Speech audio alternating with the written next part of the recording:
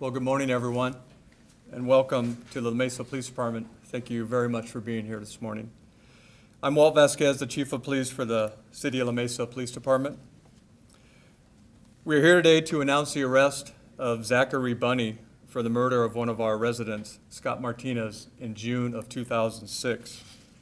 On June 17, 2006, Scott Martinez was found deceased in his residence in La Mesa, the victim of numerous stab wounds. Many items of evidence were collected from the crime scene, including several samples of blood that investigators believed to be left by the suspect. Investigators followed up on all available leads, and they investigated a number of suspects, many of whom provided their DNA. None of the provided samples matched the evidence from the crime scene. Over the next few years, the investigative leads were eventually exhausted, with no suspect being identified. The investigation was transferred to our cold case files. In 2016, La Mesa Police Detective Ryan Grimion, who's to my left this morning, was assigned as the lead investigator on the case, and he immediately began a thorough review of the investigation and all associated evidence. In April of 2018, Detective Grimion consulted with Parabon Nanolabs, a company that offers genetic genealogy services. Genetic genealogy is a process that utilizes DNA information from public databases to identify relatives of the suspects based on similarities in their DNA. Detective Grimion provided Parabon with an unknown DNA profile collected from the crime scene in 2006. On October 1, 2018, Parabon completed their analysis and provided Detective Grimion with a report documenting their findings.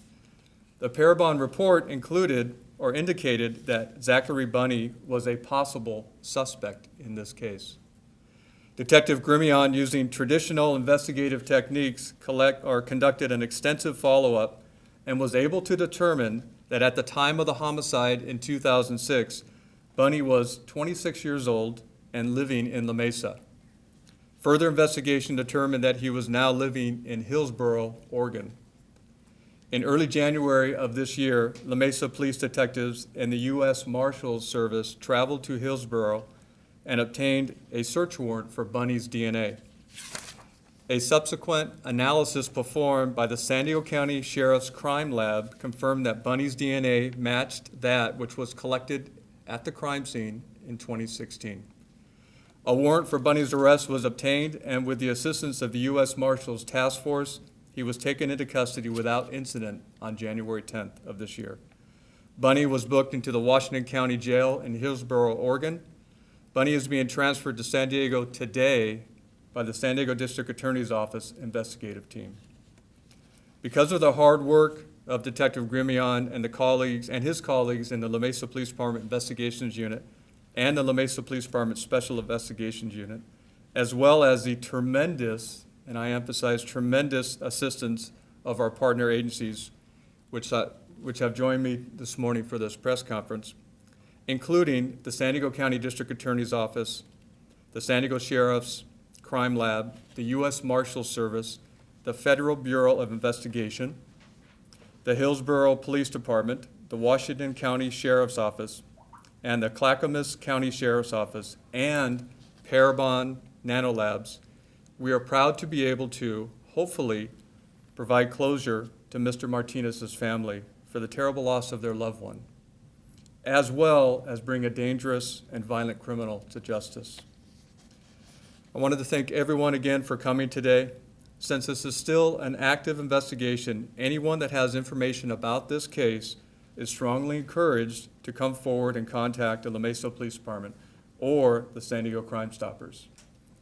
At this point, I'd like to turn this press conference over to our District Attorney, Summer Steffen. Summer? Thank you, Chief. Thank you, Chief Vasquez, for your department's work, which is extraordinary on this case. You never forgot about Scott Martinez and the loss of his life brutally 13 years ago in 2006. We really appreciate this as an example of the dedication of our law enforcement and our laboratories and our unified partners in solving homicides. This is probably a reason what you're seeing today is an example of why San Diego County has one of the highest solvability rates for homicides and one of the lowest homicide rates. It's been a long road to get this arrest and prosecution, but law enforcement never gave up, and neither did our forensic partners at the San Diego Sheriff's Department. Justice may have been delayed, but we will do our best to make sure it's not denied to the victim's family, including his brave daughter, Angie, who's here today. I want to thank and give credit first to Chief Vasquez and your team, but also the FBI, the U.S.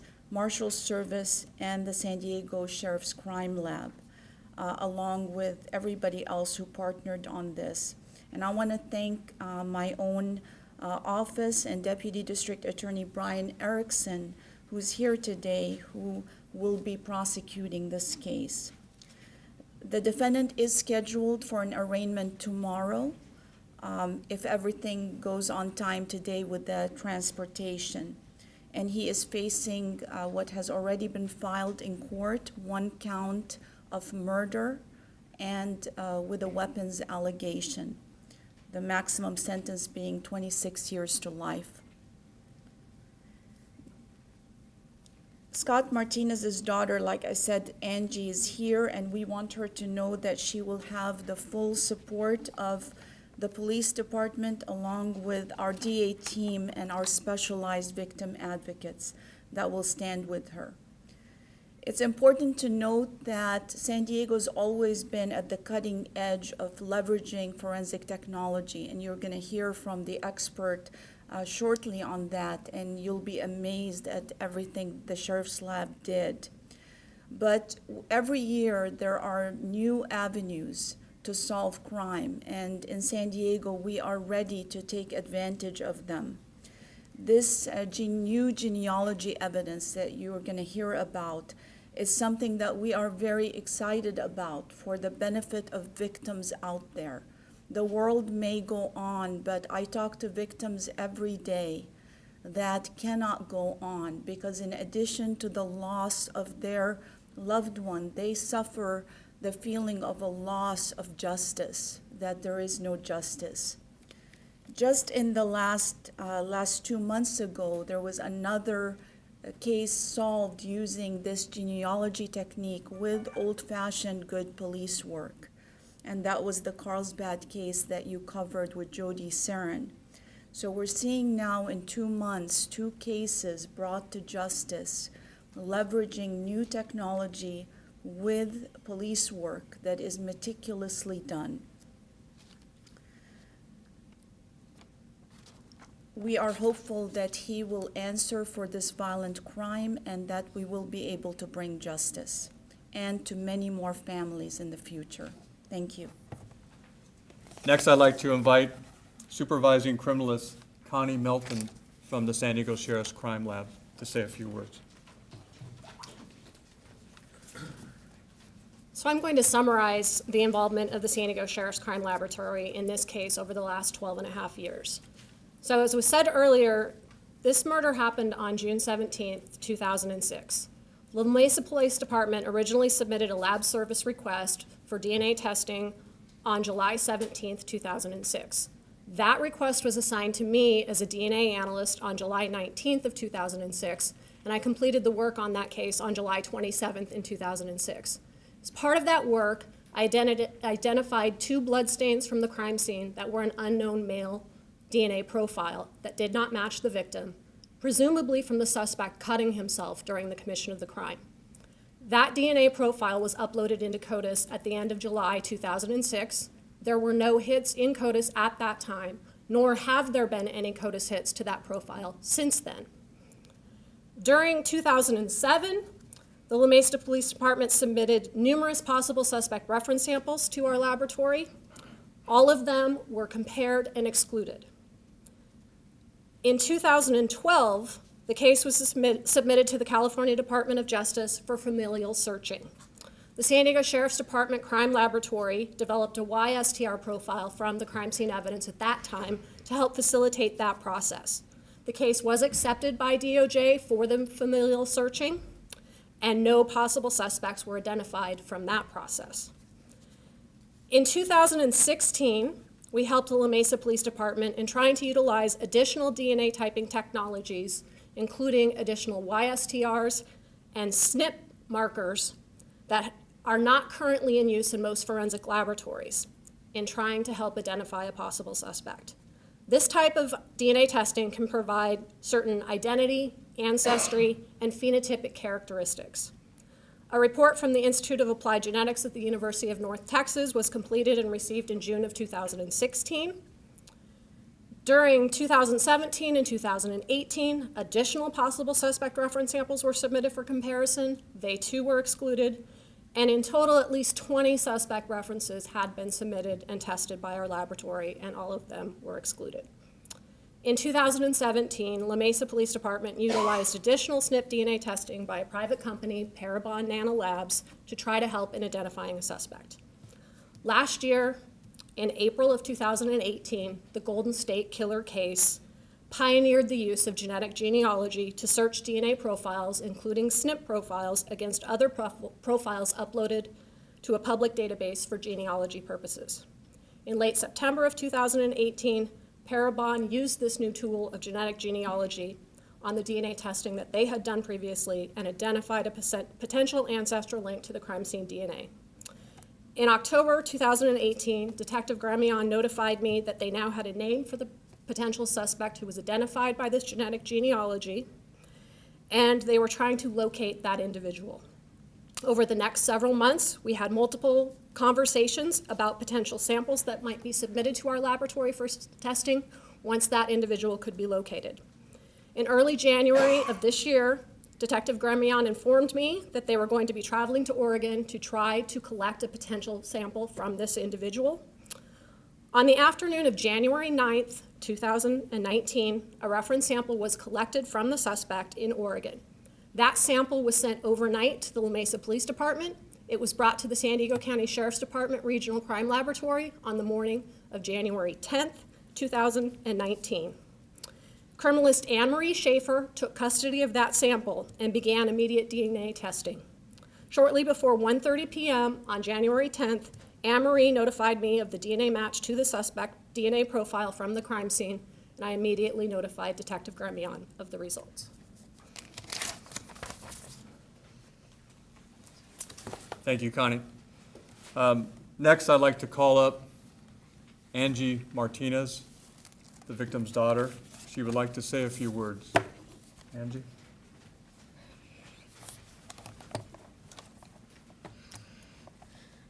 First and foremost, my family and I would like to thank La Mesa PD, Detective Ryan, and all the other agencies and departments that were involved and all their hard work on my father's case. Without all of their hard work, we would not be receiving the gift that we have gotten, which is peace of mind and final closure. Words cannot express what this news has done for all of us who have known and loved my father. It's a day we thought we would never see, and because of everybody involved, we are here now, and from the bottom of our hearts, especially mine, we thank you. God bless.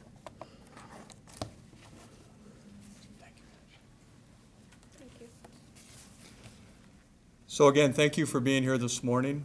Again, we've talked a little bit about the partnership and the collaboration that has occurred with local, state, and federal agencies involved in ultimately in the arrest of the suspect. I'd also like to introduce Cece Moore from Parabon Nanolabs. Cece is standing in the back of the room. Cece will be available for questions at the conclusion of this press conference. Again, we will conclude the press conference at this time.